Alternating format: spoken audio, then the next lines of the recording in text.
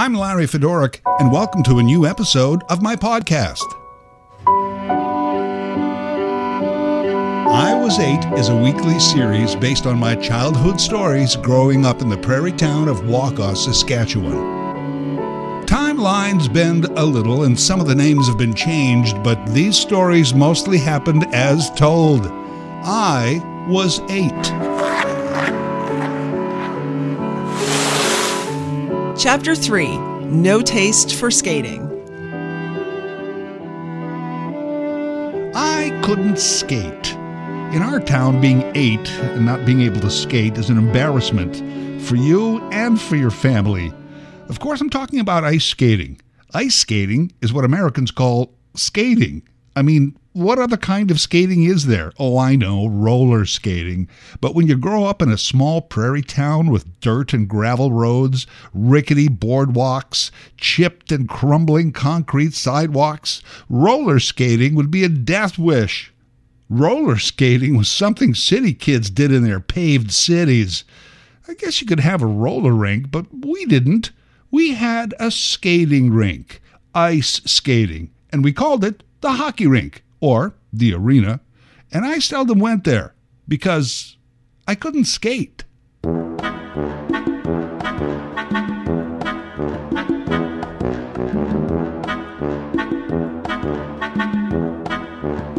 Wayne was an older kid in our town and one of our best hockey players. Yes, his name was really Wayne. My dad said that Wayne learned to skate before he learned to walk. I spent a lot of time thinking about that one. Perhaps that was my mistake. It was a long time ago and the memories were fuzzy, but perhaps I wasted all that time back in the day trying to walk when I could have instead been gliding around on ice. And also, if Wayne could skate before he learned to walk, how did he get to the rink? And how practical was it? You couldn't skate from your room to the kitchen for supper. You couldn't skate down to the candy store with your allowance. It was vexing indeed. I enjoyed playing hockey on the street with my friends. I enjoyed watching hockey at the rink and on TV, but beyond that had no desire to skate. I could deal with the shame. All this until I was 8, and Julianne Cromer came into my life.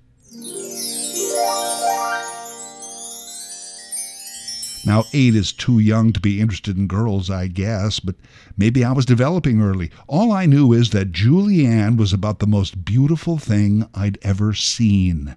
All I ever wanted was to hang around, to talk to her, and of course, act foolish in her presence. By the way, my methods haven't changed much over the years. I did my best, and it must have worked because kids began to tease us. Larry and Julianne sitting in a tree, Kissing. Gross! I just wanted to hang out.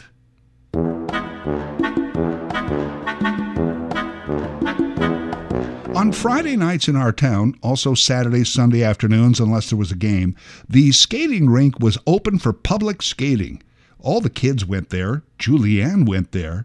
Usually I stayed home and read comic books, but occasionally I would go hang out in a dark corner somewhere and watch the kids skate round and round. I observed that some of the older boys would ask the girls to skate with them, and sometimes they would hold hands while skating. I was rarely spotted during those sessions, but occasionally someone would see me sucking candy in the corner and yell out usually some remark about how I couldn't skate. I would just leave.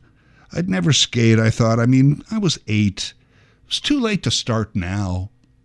On the other hand, there was Julianne. For skating, she wore this short little jacket all trimmed in fur with a matching fur hat, these bright white skates.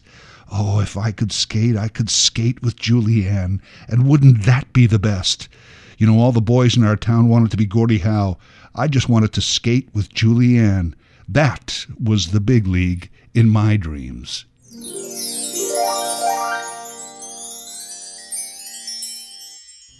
I made the big decision. I would learn to skate. How hard could it be, really? My idiot friend Philip could do it. Wayne could do it before he learned to walk, apparently. I already had the walking. I knew how to walk. What was skating, really, but walking on ice with blades on your shoes? Now, it didn't exactly look like walking, but I reasoned that it would be a decent starting point. And there was this other problem. I didn't own any skates.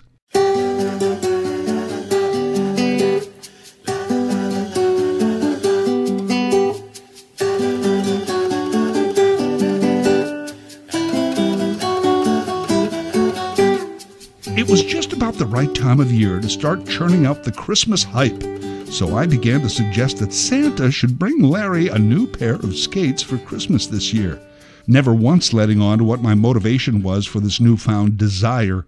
My dad thought I wanted to play hockey, so I let him think that. I don't think he was one of those dads who was disappointed that his son didn't play hockey, because it was different then. Playing hockey as a kid back then was something you did to get away from your parents, and it gave your parents a break from you. Parents went to games and watched hockey, and if their son happened to be on the ice, then so it was. Again, I don't think Dad cared about it. And Mom, well, she was probably just happy that I had an interest in something other than comic books or TV or candy.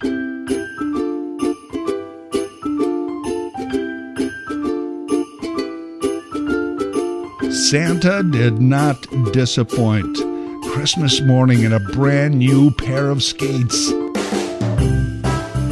They came with these skate guards, these plastic runners that clipped onto the blades, and my parents strictly instructed me that if I wanted to try on my skates and walk around in them, I must always have the skate guards on in the house. Otherwise, I could mark up the floors and cut up the carpet. Still in my pajamas, I clipped on the skate guards and put on my skates. I went to stand up and proceeded to fall right over into the Christmas tree. Uh-oh, this was trouble. How would I walk on ice if I couldn't even walk in my living room in these things? Hell, I couldn't even stand up. By my interpretation at age 8, walking began with standing. First you stand, then you walk with skates, then you skate. Mom told me that I didn't have the right muscles for skating because I'd never done it before, and that the more I wore my skates and the more I practiced, the right muscles would grow. Wow, I had to grow new muscles now? I wore the skates and my pajamas the rest of the morning. I walked around the house best I could, holding onto walls and furniture. It did get a little easier. I wasn't allowed to wear the skates at Christmas dinner, but I did repeat the walking exercise every day for at least an hour. Had to work and grow those new muscles, you know. One night I slept in them. I wasn't sure how that was going to help, but I thought, hey, couldn't hurt. I remember, too, that when my friends came over to compare the Santa haul for the year, I never told them about the skates. I showed them toys and games and even socks from Grandma, but never the skates. I didn't want the attention of learning to skate. I just wanted to show up one day, skating. Then I would ask Julianne to skate with me. We would hold hands, and then we'd get married. Or something.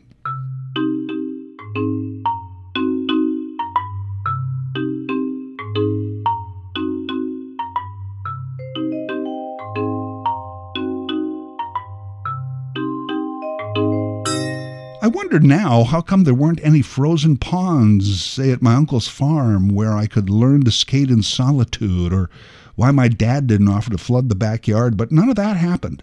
I devised a plan. I had noticed that during the first and last half hour of public skating, attendance was very sparse. Certainly Julianne didn't show up till well into the afternoon. If I went early or late, I could lace up and teach myself to skate before too many of my friends got there. During this time, I actually found out that my dad knew how to skate and had an old pair of skates in a box in the garage. He offered to take me, but I refused. I mean, how would that look? I was 8, practically grown up. How would it be to have your dad holding you under the arms while you navigated the ice in a counterclockwise manner? Thanks, but no thanks. Well, the plan was working except for one thing. I sucked at skating. I just couldn't do it.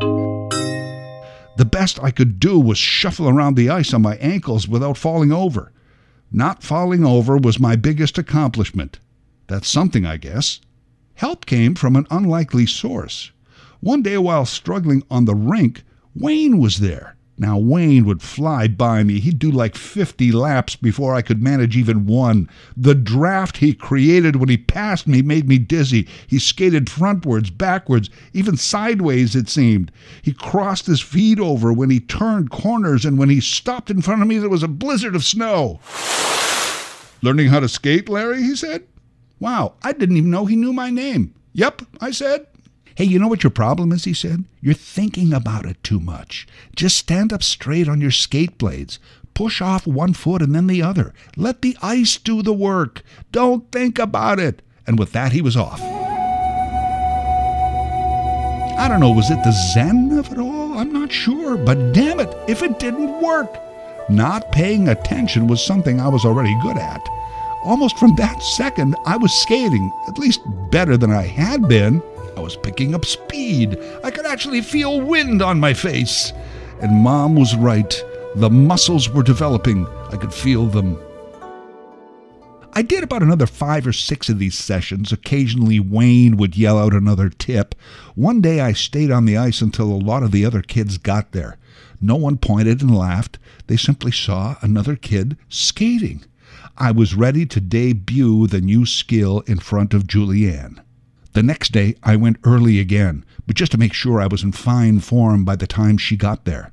I was flying around the ice pretty good when I noticed Julianne step on with some of her friends. I waited a few laps before catching up to her. The plan was to pass her at lightning speed, at Wayne speed, and casually say hi. I did this. Julianne exclaimed, "Oh, look, it's Larry, and he's skating." I turned my head to wave and smile at her, and then this happened. With that motion, my entire body turned, and suddenly I was skating backwards. Here's the thing. I couldn't skate backwards. I was disoriented and losing my balance. My arms were flailing.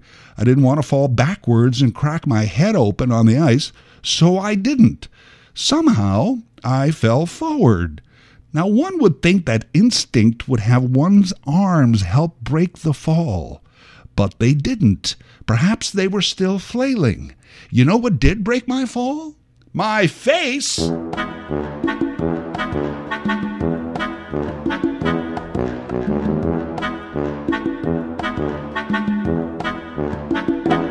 I did a massive face plant right into the Wakaw Arena ice. I must have been knocked out for a second because the next thing I remember was several people gathered around me asking if I was okay. I lifted myself up only to see a big patch of red on the ice and blood still streaming from my face. And here's what else happened. Somehow, as I hit the ice, part of my tongue was still between my teeth. Maybe because I was still yelling "ah" as I was falling. The impact caused my teeth to come down on my tongue and sever a little tip of the tongue from the rest of it. As I tried to say something, the other kids drew back in horror because they could see a little piece of my tongue hanging by a sinew. The next thing I remember, Wayne put a big towel over my face and helped me off the ice. Within a couple of minutes, I was in the back of a car being driven to the hospital, and the older kids were telling me that they already called my parents. I also remember that it was a Volkswagen Beetle. And even in my pain, I was thinking, hey, cool, I always wanted to ride in one of these. My next clear memory is sitting up at the hospital holding an ice pack on my face. Yes, ice on my face. Oh, the irony. And the doctor trying to explain to my mother that nothing was broken, but I'll have some bruises for a few days. He also explained how I had bitten off a small part of my tongue and that he had to snip it off and put 3 stitches in there to help it heal. He showed me the piece of my tongue in a little paper cup and asked if I wanted to keep it. I think I said, "No thanks."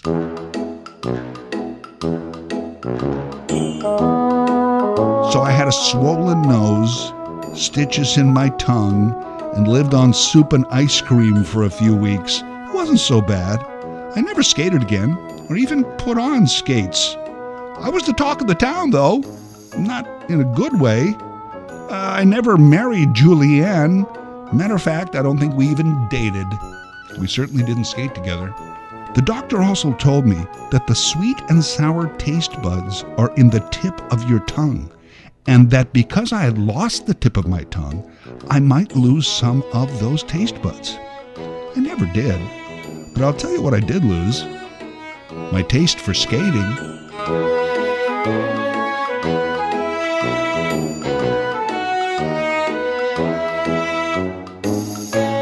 I Was 8 is a weekly series written, produced, and voiced by Larry Fedoruk. A new episode every Thursday. Share your stories with Larry, or if you like, share Larry's stories with a friend. This podcast is available on Apple Podcasts, Spotify, Google Podcasts, or wherever you get your podcasts. Larry Fedoruk, that's Fedoruk, can be reached at larryfedoruk37@gmail.com.